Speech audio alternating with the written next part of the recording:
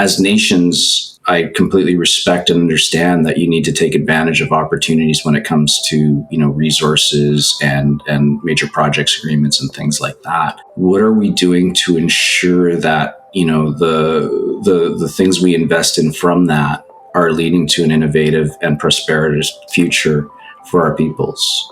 How are we going to wean ourselves off the need to extract that can be stewarded in a positive way? And I do believe that Indigenous peoples do a better job at that than anyone else. Yet there's more work to be done, and we have all the tools and capabilities we need. When we invest in ourselves, we have the opportunity to call the shots. You're listening to One Feather, Two Pens. Lessons and stories from Indigenous peoples, building and navigating digital sovereignty. A special series on What's That Noise?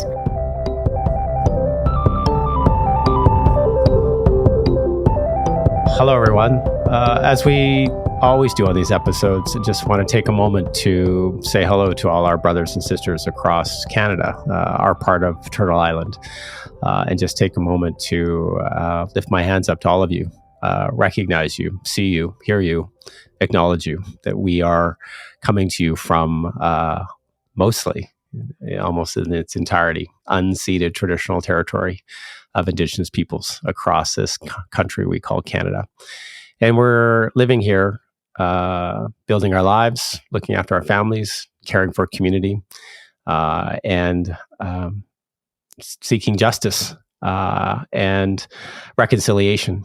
And survival of who we are, where we come from, and what all this means to us as Indigenous people in this country.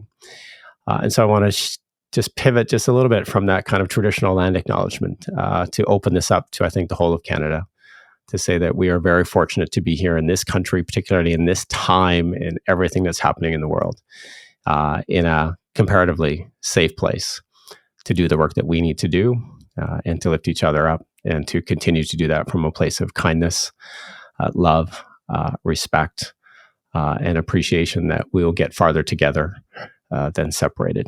We will be more joined than divided, that we will be happier and healthier through love and kindness than through rhetoric and hate.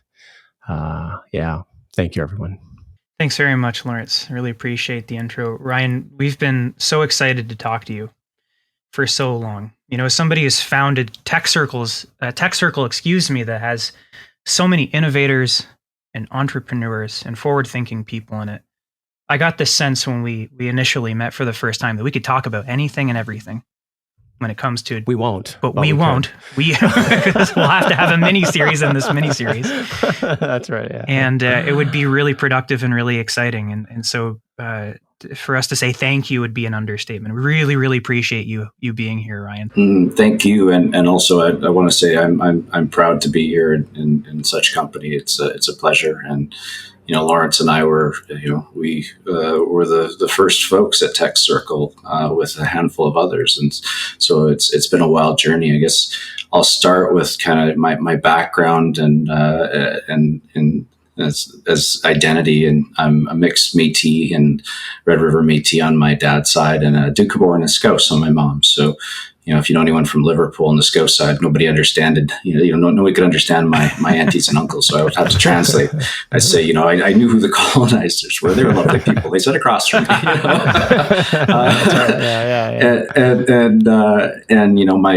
My grandpa, my mom's side was a Doukhobor, and so they were exiled from Russia by Tsar Nicholas in 1900. And I learned through researching family that, I knew my grandpa's Bill Craig. His given name was Ivan Svetlikov, and he spoke fluent Russian. And so there's wild on both sides. And on my grandfather's side, very proud to be Métis, and on my dad's side. And at the same time, my grandpa, who I've shared in other programs and such, died violently when I was 5 weeks old. And so that was an experience for me to learn more about him. And over COVID, that was a time to connect and ask questions of my dad. And I learned that he spoke fluent Michif, had status in Montana and all these things that he relinquished. And so, Tech Circle was a way for me to connect. It was a way to, it's weird. I think I prevented sustainability for a long time I didn't want to have an invoice go out for Tech Circle. It wasn't about very capable of building businesses. I'll share kind of my other side of my business side. But I realized at a certain point that it wasn't right to not make it sustainable. Because if I get hit by a bus or something like that, or it might not. The people are still there. The ecosystem is going to be just fine without me, but I think we've got a unique opportunity here. And so I'm a serial entrepreneur. I've been founding companies since I can remember. I was very lucky, grew up in an entrepreneurial family. And so some of the companies that I was involved with and sold, BCJobs.ca and a network of job boards across the country, and then Jobcast, which is a social recruiting platform. We brought LinkedIn style recruiting to Facebook and went crazy, got 40,000 installs in 18 months. So I love tech. And so that's why, tech strategy, I asked the question, where are the Indigenous tech people at? And people would say there aren't any. And I won't repeat the words I used, but I didn't believe that. And so that led to conversations with folks like Lawrence, Denny Carignan, Laurie Wilson, Candice Loring, Hannes Edinger, Josh Nilsson, Darian Kovacs, who I think accelerated the group real quick. All of a sudden, we saw a super connector join us, and then Jeff Ward obviously got involved soon after. So it's been a blessing, and it's just getting started. Whenever we have guests come on, I'm always reminded that our backstories are rich and deep. And sometimes complicated, but always amazing. I don't know how to say that, quote unquote, amazing. Yeah, as Tommy said, let's get into it. Let's talk about how we are, how are we bridging our worlds through technology? I mean, as someone from the Red River Métis heritage, who's built an amazing career in mainstream tech ecosystems, how do you navigate the tension between traditional Indigenous values and the fast-paced, often, if I can say, extractive nature of the tech industry? What does digital indigeneity mean to you? And how do you ensure that our people and that Indigenous focus on tech innovation stays rooted in who we are as Indian, Métis, and Innu people across this land? Oof. Yeah. Well, and I think about the complexity of that as well, too, because it is a very complex question. And it's also something I don't think that we can control, and yet we can influence. And so how do I navigate that complexity? Personally, I think it's one foot in front of the other, and understanding that I would rather lead with faith than fear. Because I do think there's a humongous amount of opportunity for us to define for ourselves. Yeah. And when we talk about the complexity, I think it depends, Indigenous digital identity. Like, what does that look like? Are we talking about individuals? Are we talking about nations? Are we talking about like organizations and things like that? Because I think the risk and complexity is different depending on which side of it. One, there's data sovereignty and protecting knowledge that should be sacred and is sacred. And then on the individual level, it's being represented. There's one of the things I've noticed through Tech Circle is that, and the uniqueness is that we are geographically divided, right? And we've been separated from culture and geographically divided on purpose over a long period of time. And so the fact that we're still here and we're still we're making progress is incredible. And so through Tech Circle, I realized that because we have that geographic divide, we need to have connection via remote tools. And so fortunately, it started during COVID that allowed us all to connect. And so just the ability to connect with each other online gives us, the opportunity to, whether that's, through text messaging on platforms like Slack, or that is, us on a conversation here on Zoomcaster or on Zoom or Zencaster or Zoom, creating two words out of one. I think it creates unique opportunities for connection with one another. And we choose how we want to show up on an individual basis, how we want to show up online. And I think it's important for us to take a leadership role in these spaces and to define and carve out our own spaces, at an individual level, at a nation level. And then I would say across nations as well, too. I think it's important for us to be united. When you think about technology in of itself, like respecting the distinct and uniqueness of each nation, or a community, a lot of the times you'll have a lot more in common. You know, a First Nations person in BC will have a lot more in common with a Métis person in Saskatchewan when it comes to technology. And so how do we form these relationships? How do we bridge the divide and we are stronger together, right? How do we create influence in these spaces? I won't even get into AI to start or data sovereignty and those things. I think there's a lot. I was wondering if we could push a little bit deeper and a little bit closer on what we mean by digital indigeneity. Can we be more specific? Not necessarily to define it, because I think that would be a trap, and I think that would do an injustice to it. Could we talk a little bit more specifically about what it means to you? If I'm being honest, I don't know that the word actually resonates with me that much. Like, I don't think there's a differentiation between digital and non. It is how we show up in how we choose to show up in these spaces. It's just a different medium. And so, you know, conventionally, you know, we've met in person, we've had, you know, connection that way. And so when I think about it, it's more just how do we connect with one another? How do we create opportunities within different platforms and different contexts? So I think there's a big difference between asking for permission to join somebody else's table opposed to creating your own table and inviting people in. And so how do we want to show up in these spaces? Because it's all just ones and zeros. And, you know, we do get to choose, you know, how we show up in it. Granted, I understand the moats that are created by these huge organizations and the challenges that we come up with, you know, data being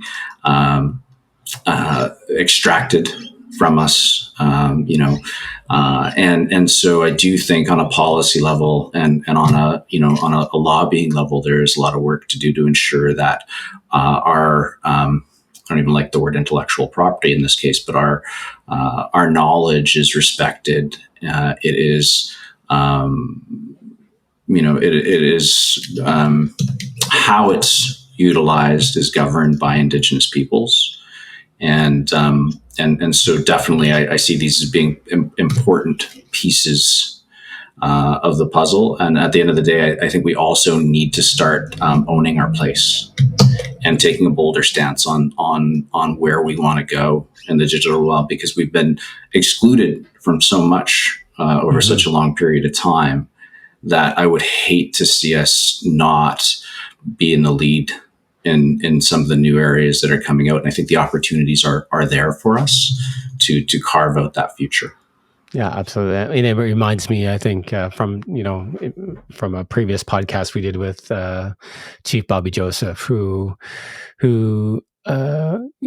said in really no uncertain terms that folks like you, Ryan, and others like Jeff, myself, others, we are modern Indigenous digital warriors, and it's our job to go out there and push beyond the known limits, find out what's going on, discover, explore, make new connections, say hello, tell people who we are, what we're doing, why we're here, who we are, where we come from, and then carve those kind of new pathways forward, and take some chances, take some risks, and then bring back what we learn and what we teach, bring back what we learn, share with our communities, and then our communities will tell us what's good, bad, or ugly, what's got to go, what can stay, and then we kind of forge out again and do it all over again.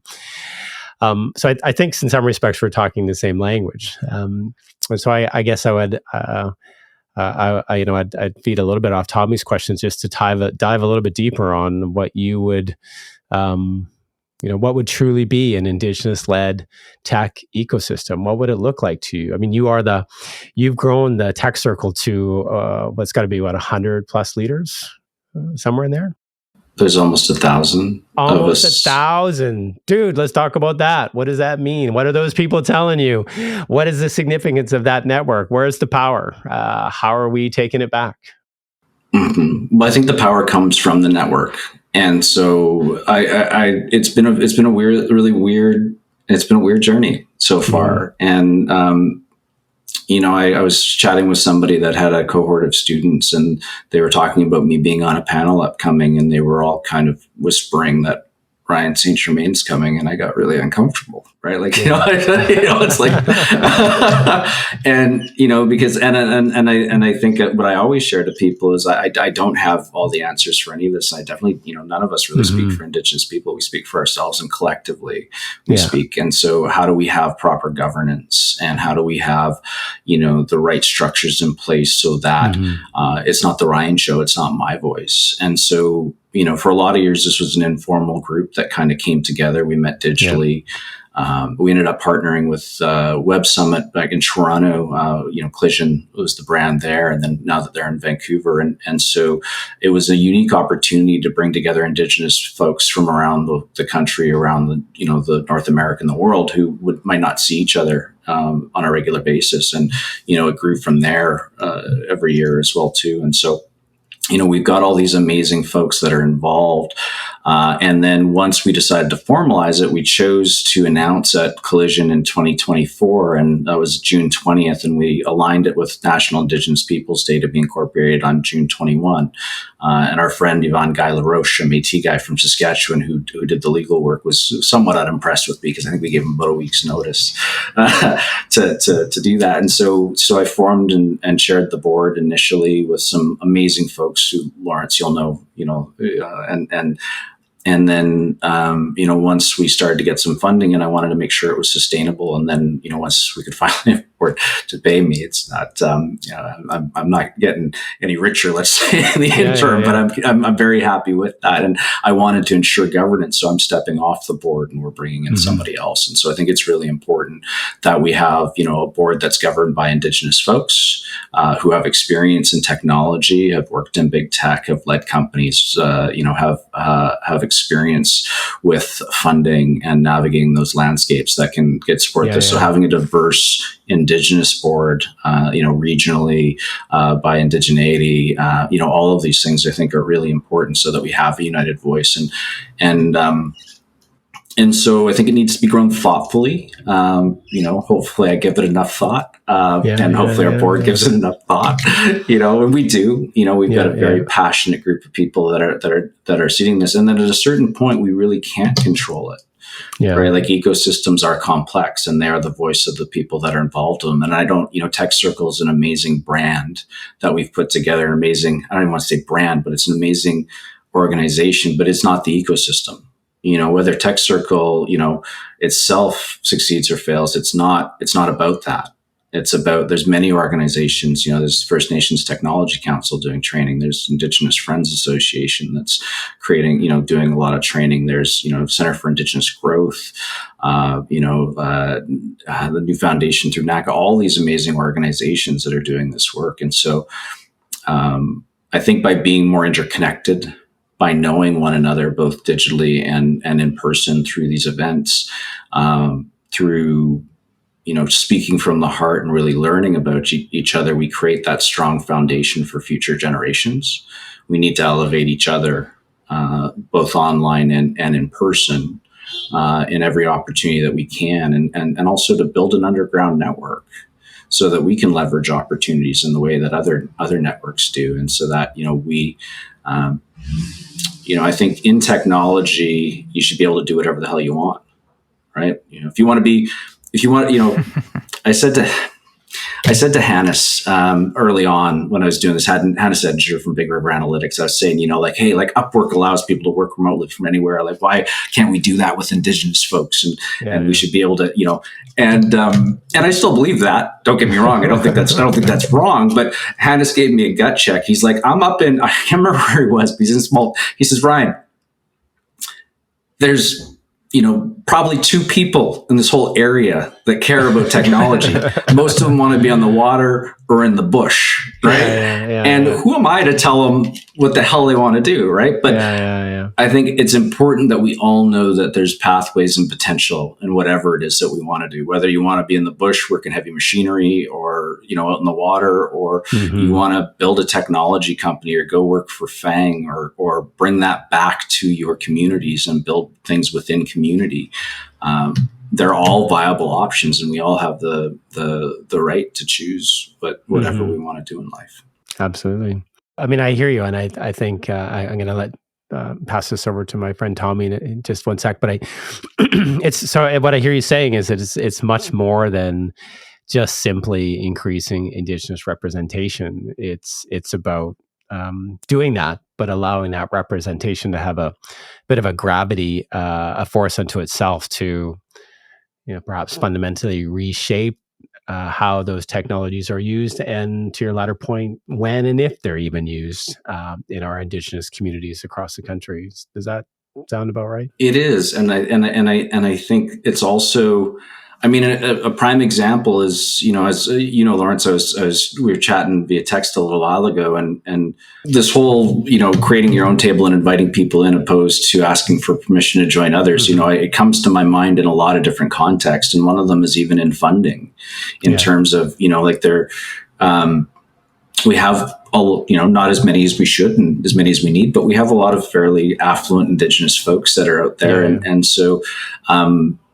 We're launching a competition to, we've got 70,000 verbally confirmed from Indigenous folks who are willing to fund I don't like the word competition. We're gonna have a naming ceremony to figure out what we're gonna call it, but let's say the venture project, and we will.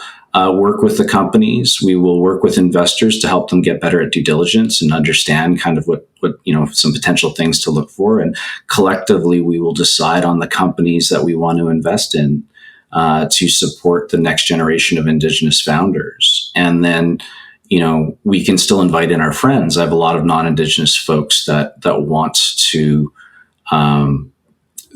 contribute and want to be involved. But I think it creates a leveling when it's structured in a way where we are coming to the table ourselves, and then thoughtfully choosing the folks that can support us in the next level, because we can't do it alone, and nor do we want to do it alone, and mm-hmm. breaking down silos is important.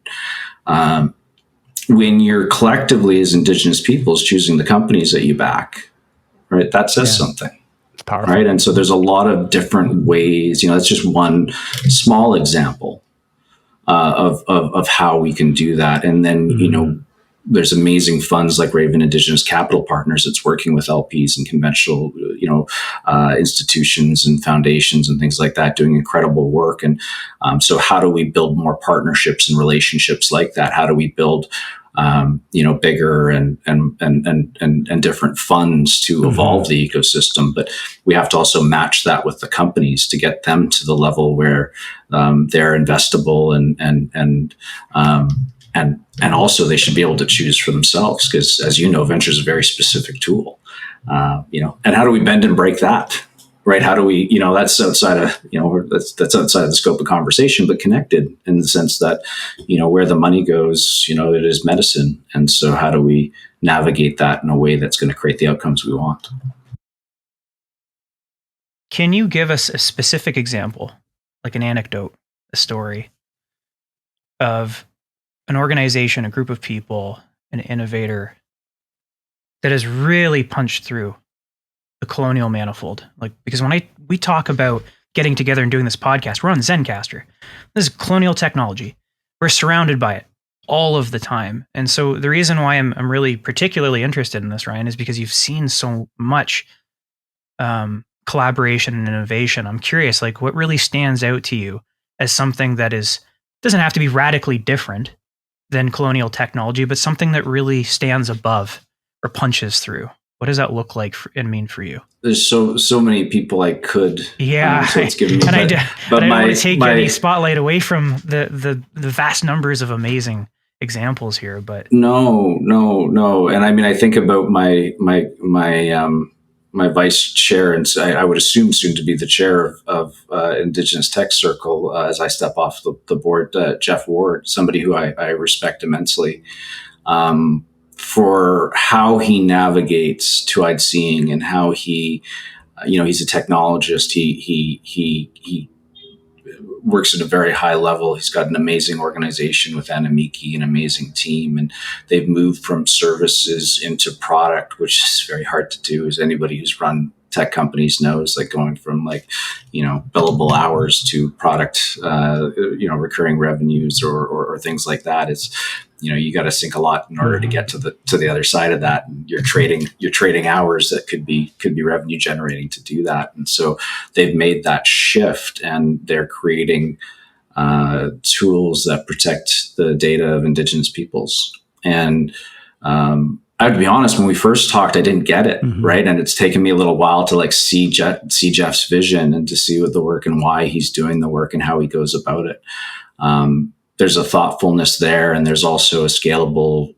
There's huge demand for this. If and so that to me is really impressive. There's for example, there's who's housing this data, right? When we talk about all these different organizations, there's a lot of folks doing research on Indigenous peoples. And oftentimes they're sending Excel sheets back and forth to one another, or they're putting it on Airtable. We don't know where the data is or where it's going. And again, it comes down to level of risk, right? If you're looking at individual data, then it's like you choose what you want to put out there, right? But if you're looking at like the information, the data that is collective knowledge, or is survivors of residential school and things like that, then that data needs to be handled very differently. And so there's a big big market for that type of protection, that type of data, that platform that provides that data sovereignty. I won't talk more about the technology, because Jeff will do a hell of a lot better job than me. But more important than technology and the vision, I think, is the thoughtfulness in how he goes about doing it. Right? And we need more. We need more folks out there pushing those boundaries and working to build models and sustainable businesses that I don't like the word scale so much, but we do need wins in these spaces that are viewed as wins for ourselves first, but also can help move the market or show the market the potential that's there. So we need more folks like Lawrence, like Jeff, like Bobby Reset, like Hannah Edinger at Big River. So many, Anita Powlick at Race Rocks. So many folks doing incredible work. Betsy Ford at Natives Rising, and now doing a fund at Velveteen. I mean, you have this. Ryan, you have this amazing, unique position, I think, both as an insider in this mainstream tech, but also a leader in this Indigenous innovation, this tech space. 1,000 plus, innovators across the country. And I think, the model you just talked about, I think, is that perfect. Well, perfect if there is such a thing, but I think it's the balance, I think, that matters, that, allows Indigenous communities or companies like Anamiki to participate in this digital economy on their own terms, rather than adopting an existing colonial framework or a piece of software, right? So I want to get a sense of you, though. How do you balance that need for capital and partnerships? What's worth maintaining in terms of that Indigenous sovereignty and that self-determination? What matters to you, Ryan St Germaine, in this space as you advocate and try to and continue to accelerate and build this ecosystem? I'm going to call it an ecosystem that you're the genesis of. What do you want to see preserved? That's a great question, and one that I think about a lot, because when an individual fails, a lot of time it's their failures. When Indigenous peoples fail, it's a reflection to the outside. It's seen as a reflection that we can't get it done. And I won't say that keeps me up at night, because you can ask my partner, Joanne. I sleep like a baby. It really bothers her, actually. I know that pain, by the way. Yeah. I think it's being grounded in the advice of people that I trust, of people that have the experiences that I don't have, seeking counsel, seeking wisdom. Before, man, almost got me. I've got a picture of my grandpa.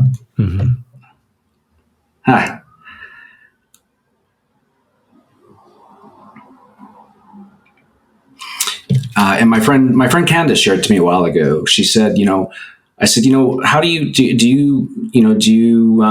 how do you prepare for a panel? And she says, I pray and I invite my ancestors. Mm-hmm.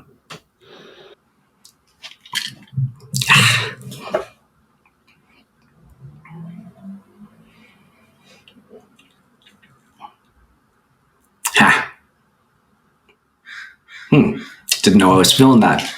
Thank you. Oh, thank you, brother. Keep going, man. And Thank you for sharing. Yeah. Keep going. And I don't think there are any clear answers in a complex system. Mm-hmm. I think we have to be aware. We have to work to continuously improve ourselves individually and collectively, and we need to take in new information and marry it with what we know to be true. Mm-hmm. Thanks, brother. I just want to say thank you. We can hear it in your voice. We can see you on that camera, and these things, for those of us that are deep in this space, they hit us hard sometimes, right? Because we've lived it. Yeah. We've seen it lived in our relatives and our ancestors. And I think that deeper philosophical component is so important because I think it's foundational. And if we can be moved to that level of response, then I think we are. I think first of all, we're beautiful people to be able to do that. But also that my teachings would tell us that is our ancestors in our space tapping you like, hey, this is what matters is important. And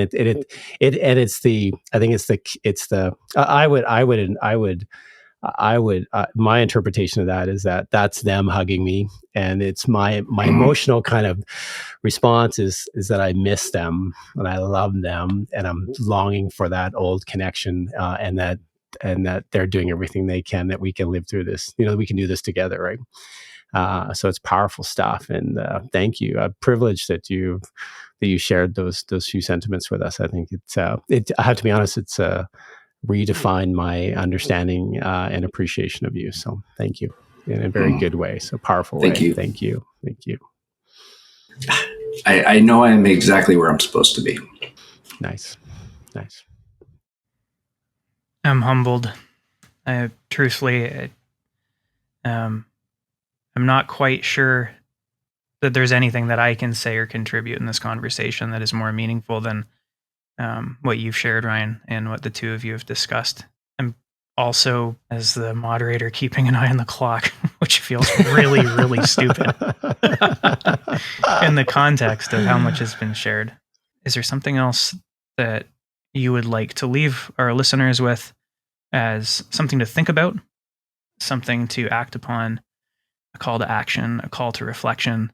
If I had to do one call to action or one thing that I would want to share and hope would spread is how important it is for us to lead in this space as nations, as communities, as individuals, and how important it is for us to move fearlessly forward in this, in spite of uncertainty and not knowing. And when you think about investment, where is our money going? Mm-hmm. Right? Where is our attention and our energy going? Mm-hmm. As nations, I completely respect and understand that you need to take advantage of opportunities when it comes to resources and major projects agreements and things like that. What are we doing to ensure that the things we invest in from that are leading to an innovative and prosperous future for our peoples? Mm-hmm. How are we going to wean ourselves off the need to extract? Mm-hmm. Not that there's they can be stewarded in a positive way, and I do believe that Indigenous peoples do a better job at that than anyone else. Yet there's more work to be done. Mm-hmm. And we have all the tools and capabilities we need. And when we invest in ourselves, we have the opportunity to call the shots. Absolutely. Thanks, brother. Really appreciate that. Yeah. Lawrence and I have done a lot of episodes, Ryan. We've had a lot of guests on the show, and this we'll be talking about this interaction for a long time to come. Ryan, I want to say thank you so very much for accepting our invitation, for coming here, for sharing with us. You have a particularly unique perspective and set of experiences that we have not encountered on this show before. And they are ones that Lawrence and I and Al and Avni and all of our listeners will be reflecting upon for years and years to come. And I hope that this is the continuation of the conversation on digital indigeneity, however and whatever that means, and that it is a continuation of the conversation with you. It's been really, really great having you, Ryan. Thank you, man. I appreciate the end. Like, this is all the energy from all of us, and I really got a lot out of this. So I'm gonna, I think, go have a little cry now. Like 3 of us. How many episodes have ended like that? Just this one. No, just this one. Ryan, thank you. Listen, as leaders in this space, and as men and as Indigenous men who are out here battling, to be able to lead from a place of love and kindness and respect, and with the energies of our ancestor and I think in both of our cases, largely our grandfathers, there are moments when, on reflection, a quiet cry is a safe haven. So I just want to say thank you. The perspective today and the insight are just, I think, a demonstration of your mastery of the understanding of this space and what needs to happen. So I'm happy to know you, proud to have had this, to be involved with you in other things, and really privileged that you've spent some time with us today. Thank you. Thank you. Thank you. Take care, my friend.